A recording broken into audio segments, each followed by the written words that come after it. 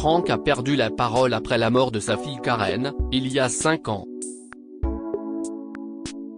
Mais, un jour, il s'est précipité chez lui, et a appelé sa femme. Elle n'arrivait pas à croire qu'il avait retrouvé la parole et fut choquée lorsqu'il lui a raconté qu'il avait vu leur fille décédée. Elle l'a suivi et s'est figée.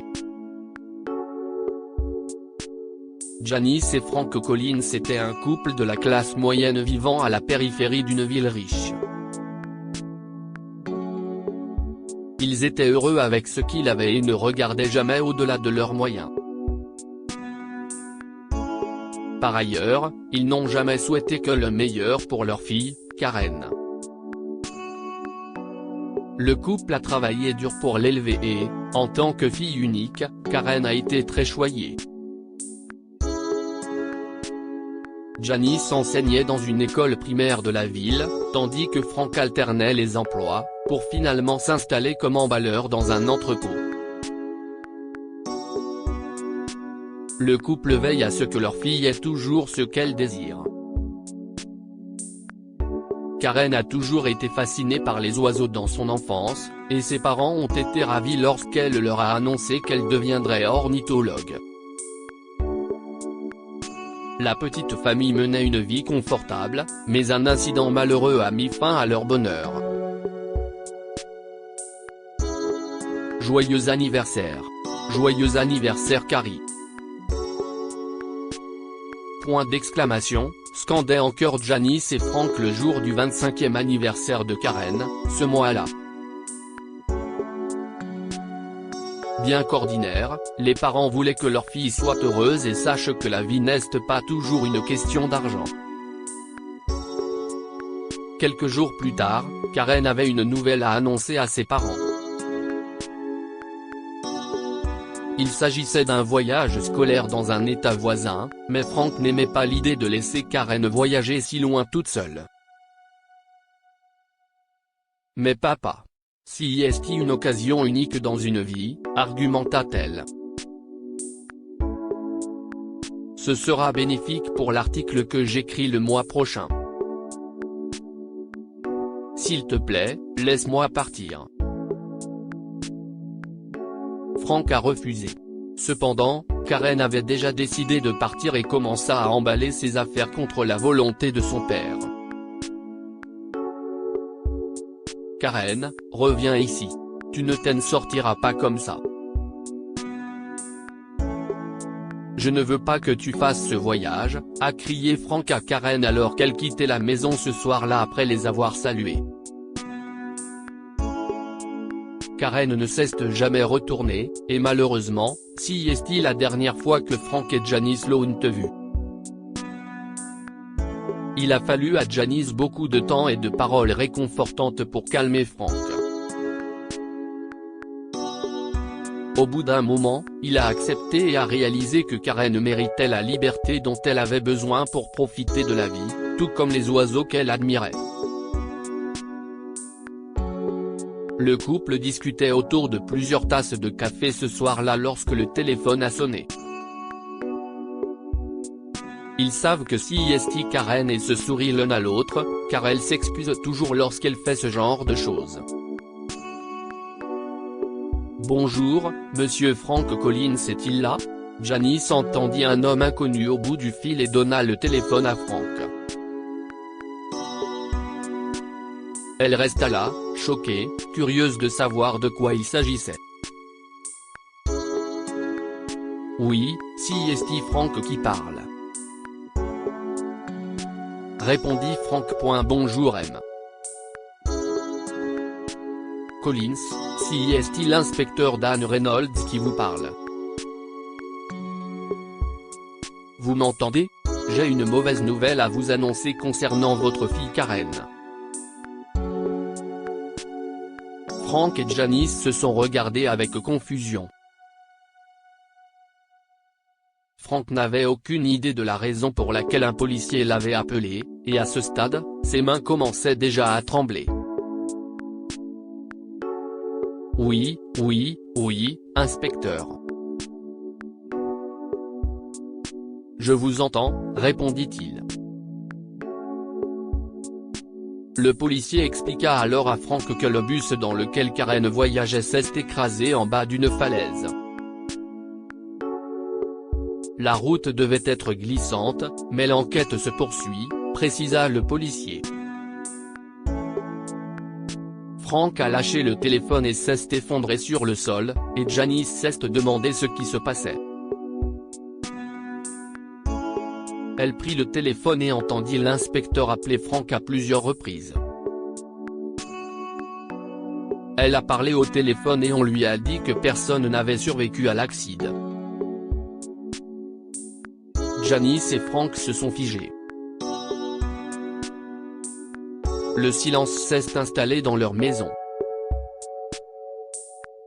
Pendant plusieurs minutes, il n'y eut aucun autre son que celui du tic-tac de l'horloge. Quelques instants plus tard, Janice se mit à pleurer de façon inconsolable. Frank ne réagit pas et se fige presque comme un cadavre. Comme le bus a brûlé, ils ont été informés plus tard qu'aucun des restes des passagers n'a été récupéré. Comme tous les parents qui ont perdu leur enfant bien-aimé dans l'accident, Janice et Frank se sont effondrés, incapables de dire au revoir à leur fille.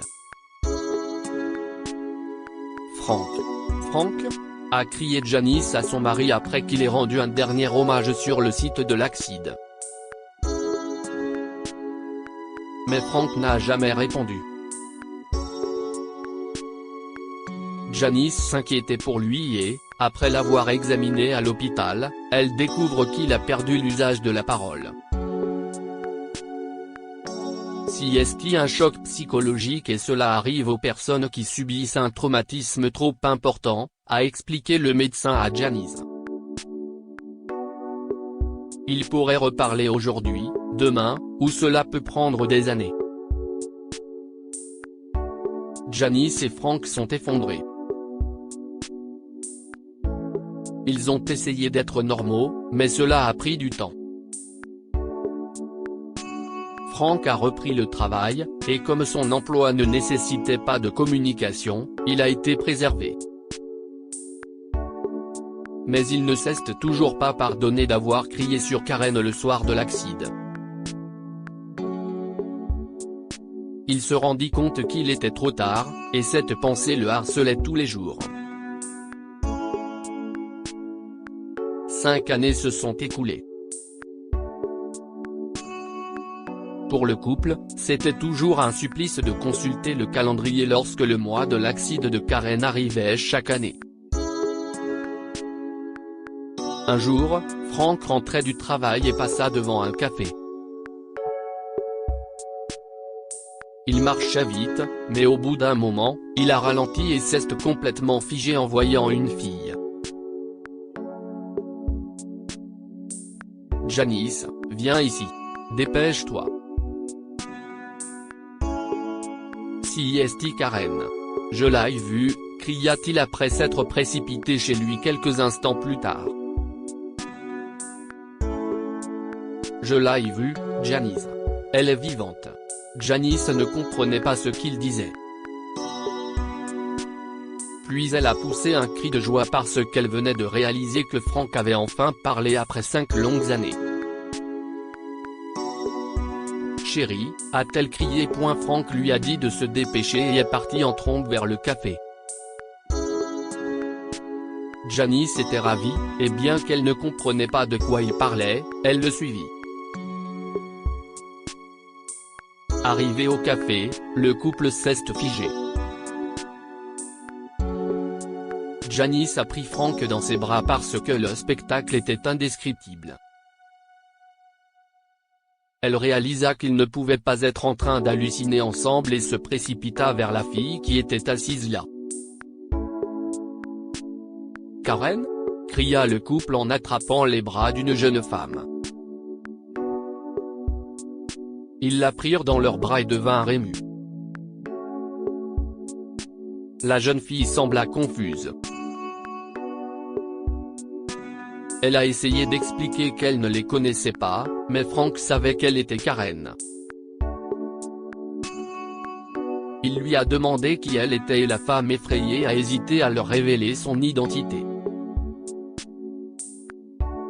Il y a 5 ans, je ne sais pas comment, mais je me suis réveillée dans un hôpital.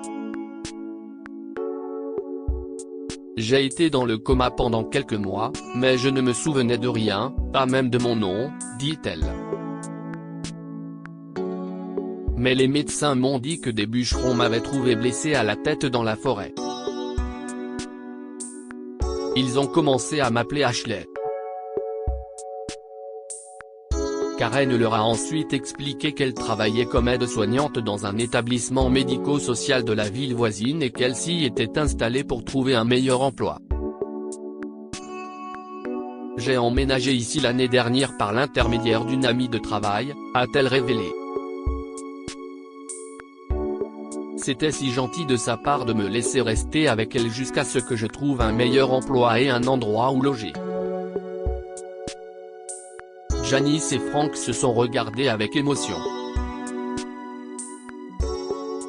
Les larmes coulaient de leurs yeux tandis qu'ils serraient à nouveau la jeune fille dans leurs bras.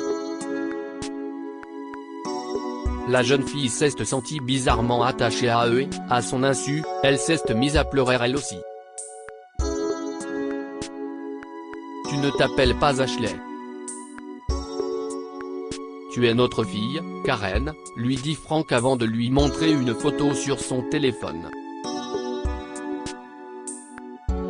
Elle a souri parce qu'elle a réalisé qu'elle avait maintenant une identité. Janice et Frank ont ramené Karen chez eux, mais avant de partir, Frank lui a pris les mains, l'a regardé dans les yeux et a pleuré. Je suis vraiment désolé, ma chérie, s'est-il excusé. Bien que Karen ne se souvienne pas de la raison, elle comprit qu'il s'agissait d'un moment important pour Frank. Elle s'est exclamée, « Je vous aime, papa. »